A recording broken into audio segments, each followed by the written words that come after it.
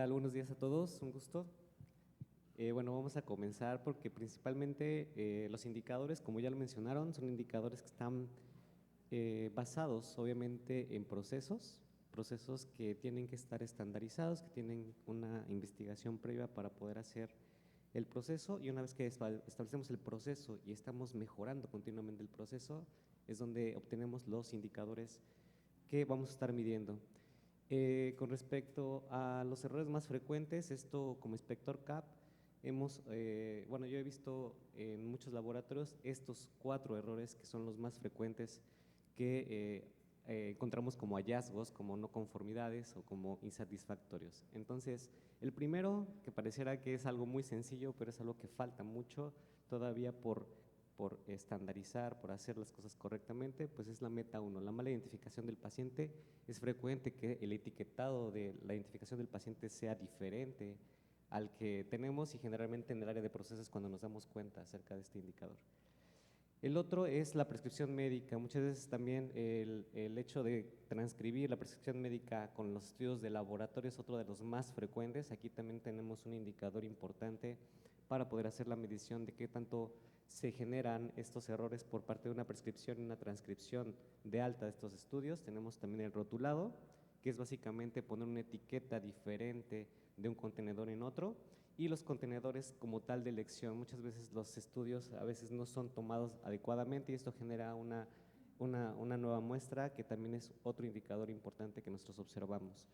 Por otro lado, tenemos en menor medida el volumen óptimo. Sin embargo, aquí sí existen varias situaciones que pueden generar que tengamos un volumen no óptimo, como es la relación muestra-anticoagulante cuando tenemos un paciente de difícil punción, que es otra de las cosas que también hoy en día estamos teniendo como estándares, la cantidad adecuada para el número de pruebas y muestras compartidas con otras áreas con un volumen insuficiente para una posible verificación, sobre todo en pacientes críticos o pacientes hospitalizados.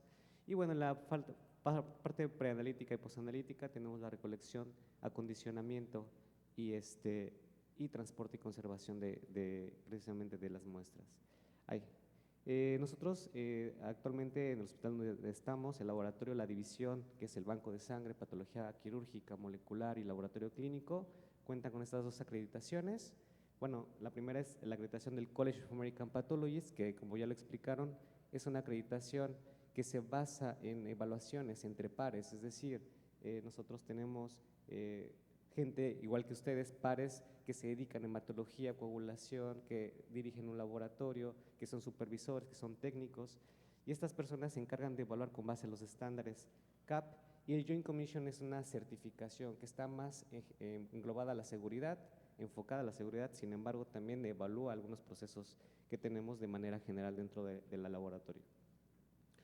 Por otra parte, nosotros cuando hacemos la inspección siempre seguimos el patient journey, así que agarramos una muestra de un paciente y sobre esa muestra empezamos a hacer toda esta evaluación, esta inspección, donde prácticamente tenemos 3 pilares donde nos guiamos, que es la lectura de procedimientos, obviamente hacer preguntas acerca de los procedimientos al personal que está realizando, y finalmente descubrimos qué tan apegado se encuentra tanto al estándar como al proceso. Entonces, en este caso CAP bueno, es muy sencillo porque simplemente es cumple o no cumple con el estándar y fin del asunto. Entonces, sobre eso hacemos la evaluación, y estos es básicamente digamos, los pasos que estamos observando en cada uno de los procesos preanalíticos que estamos generando, y de esto pues obviamente vamos a desmenuzar cada uno de ellos, ¿no? La doble verificación, evitar el uso de abreviaturas, localizar al médico en la solicitud no clara. Entonces, este tipo de cosas son cosas de seguridad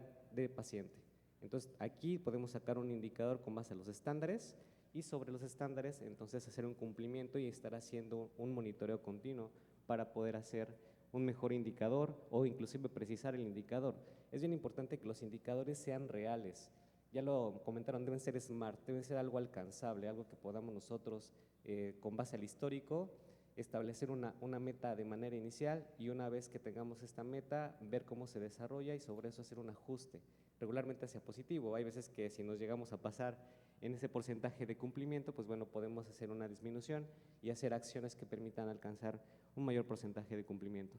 En el caso de la preparación del área, pues prácticamente la higiene de manos, los 5 pasos, los 5 momentos, perdón, que en general es algo de lo que enfermería y los médicos deben de cumplir. Sin embargo, también nosotros como área de laboratorio tenemos que apegarnos a estas normativas y tener los materiales y dispositivos seguros y de alta seguridad para también las personas que están ocupando estos dispositivos.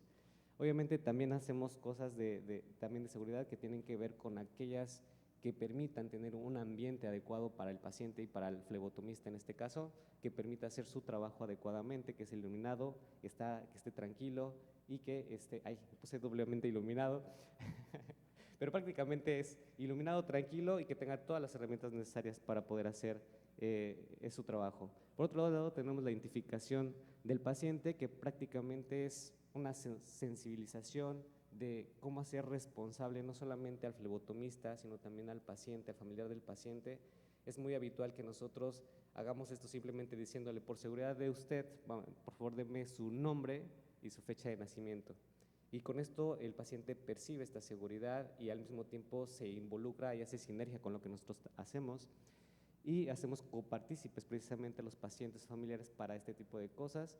Lo más habitual son 2 identificadores únicos, sin embargo hay recomendaciones por CLSI que obviamente también debe existir un tercero o un cuarto. En este caso nosotros usamos el folio registro único que tenemos por cada uno de los pacientes, el sexo y el médico adscrito al que lo está viendo, y inclusive el código de la visita que corresponda. Por otro lado, en la recepción del paciente tenemos esta validación de la identidad, que prácticamente es una de las situaciones donde sí se requiere una identificación. Muchas veces el paciente no lo trae, sin embargo sí es importante tener esta identificación. Y el equipo de protección personal, que también dependiendo del tipo de paciente, por ejemplo antes era COVID, hoy en día hay enfermedades infecciosas transmisibles donde también tenemos códigos precisamente con base a la transmisión y con base al riesgo que tenemos para tomar muestras en nuestros pacientes, y las condiciones propias del paciente, estas indicaciones que debe de seguir. Si el paciente dice: bueno, yo quiero que a pesar de que no tenga el ayuno que me corresponde para esta prueba, quiero que me la tomen, adelante, se pone una nota y listo, o hablamos con el médico porque simplemente no puede tener este ayuno tan prolongado. Entonces, este tipo de situaciones debe tener una justificación y estar por escrito. Y por otro lado, en la flebotomía, pues obviamente la identificación de la muestra es súper importante. Actualmente tenemos sistemas informáticos que nos facilitan esta situación, y el tema del torniquete. Muchas de las veces el torniquete, ¿cuánto debe de estar? Exacto, no más de 1 minuto. Entonces, esto a veces en la práctica no se sigue mucho, tampoco es como que estemos con el cronómetro, pero sí es importante que nosotros sepamos que únicamente es para localizar la vena, y una vez que tengamos la vena localizada y hacemos la punción, básicamente se quita el torniquete. Y la selección de la vena, pues tenemos varias herramientas con las cuales podemos utilizar, y esto también lo evaluamos porque eso permite generar un servicio y una disminución de quejas, que es la satisfacción. La satisfacción también es importante, también lo evaluamos, vemos cómo la miden y cómo es que resuelven y qué acciones toman a partir de estas quejas. Por otro lado, tenemos la técnica de flebotomía como tal. Es una técnica que debe estar estandarizada y que debe estar adecuada para el tipo de paciente, y el orden de los tubos y la inversión, que también es algo muy relevante, pero que lamentablemente de la práctica y la operación pues se va perdiendo de manera automática. Y obviamente cómo están estos desechos, cómo estamos haciendo el desecho de las agujas, de las cosas que son punzocortantes, que es sobre todo el caso que tenemos nosotros en México, de que a veces hacen mal uso de estos desechos y entonces hay punciones accidentales por parte del personal de intendencia. Por otro lado, tenemos los eventos adversos. Aunque es poco frecuente, sí es importante que tengamos nosotros una manera de poder avisar, ya sea como paciente o como flebotomista, que tenemos un problema con un paciente, porque digo, a cualquiera que vaya al laboratorio seguramente no nos gustan los piquetes y a veces nos sentimos mal porque tenemos un ayuno y aparte venimos psicológicamente con miedo. Entonces, nosotros tenemos actualmente unos lazos que les damos a los pacientes. Si se llegan a sentir mal, se jala, se activa una alarma, y entonces cuando llega todo el equipo para precisamente dar auxilio a este tipo de paciente, y de esta manera evitamos una caída, que es prácticamente una de las metas que también internacionalmente son reconocidas y son relevantes.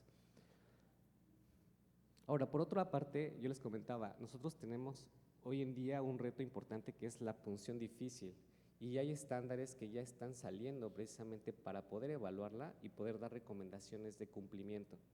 En este caso, nosotros hemos detectado que tenemos de un 22 a un 56% de pacientes de acceso difícil. Estos pacientes de acceso difícil prácticamente son aquellos que requieren más de 2 punciones para obtener las muestras que deben de ser. En este caso, el 76% van a requerir múltiples intentos de este porcentaje, y también se define, esto lo define la CLSI, que son más de 2 intentos en mayor de 30 minutos. Entonces, también este tipo de pacientes es algo que nos estamos enfrentando hoy en día, porque cada vez, lamentablemente, tenemos enfermedades que implican una quimioterapia, y entonces ahí cuando tenemos este reto tan importante. Obviamente también, otro de los factores que nos hacen tener estos pacientes, pues es la edad y el peso. Cada vez nuestras generaciones son más longevas, viven más tiempo, y obviamente las complicaciones son mayores. El sobrepeso, pues obviamente la comida rápida que nos encanta, pues obviamente va a generar el sedentarismo, etcétera. Y bueno, la otra de las cosas que también en el hospital vemos es la falta de vías. Por ejemplo, si llegan amputados, si llegan con quemaduras, si llegan con alguna situación dermatológica que hace difícil la punción, o bien tienen tratamientos venosos que prácticamente son los oncológicos, que hacen una inflamación interna de la vena, y esta hace fibrosis, entonces se endurece y es difícil poder obtenerlo, o se hace muy delgada y también se colapsa fácilmente. Y es por eso que nosotros hoy en día también tenemos, obviamente, herramientas que nos pueden apoyar a hacer esta función mucho más sencilla, que son obviamente las visualizaciones que tenemos con infrarrojo, y los equipos salados, que también tienen diferentes calibres que nos van a ayudar a poder hacer la obtención de la muestra. Y además de esto, también hay scores, hay tablas para que nosotros podamos establecer cuando se trate de un paciente con riesgo de punción difícil. Entonces, no necesitamos antes hacer pues un chequeo simplemente visual para poder nosotros saber si este paciente podría tener una generación del riesgo, ¿no? Entonces, si ustedes se dan cuenta, este es para adultos, el EADIVA Score, que prácticamente maneja todas estas variables. Ahí están los puntajes, y ya una vez que ustedes lo evalúan, pues obviamente van a tener una evaluación de qué tan riesgoso es que sea este paciente una punción difícil. Y básicamente el puntaje debe ser mayor a 8. Ya cuando es mayor a 8, prácticamente es la recomendación hacer unas técnicas de apoyo precisamente derivadas del riesgo que tenemos con este paciente. Y para pediátricos, pues también existe esta misma metodología. Aquí nada más es simplemente DIV-Score, que igual maneja puntos también de visualización y de palpado. Sin embargo, aquí son menos los puntajes, se dan cuenta, mayor a 4, de igual manera la indicación es la misma. Y bueno, finalmente esto es algo que quería compartirles, y también les comento, CAP, entiendo hoy, bueno, cualquier acreditación o certificación implica una gran inversión económica. Sin embargo, no por ello no significa que estos estándares no se encuentren disponibles para que nosotros podamos leerlos y podamos inclusive implementarlos. No necesitamos tener una acreditación, una certificación que nos obligue a hacerlo. Tenemos que hacerlo de manera voluntaria. Prácticamente todas las certificaciones y acreditaciones son voluntarias, y eso es lo que nos hace diferentes. Más allá de tener una diferenciación competitiva entre otros laboratorios, la intención es mejorar nuestros resultados hacia el paciente, y obviamente, como ya lo mencionaron, centrados en el paciente de una manera personalizada, y mejorando obviamente el servicio y la experiencia de ellos. Gracias.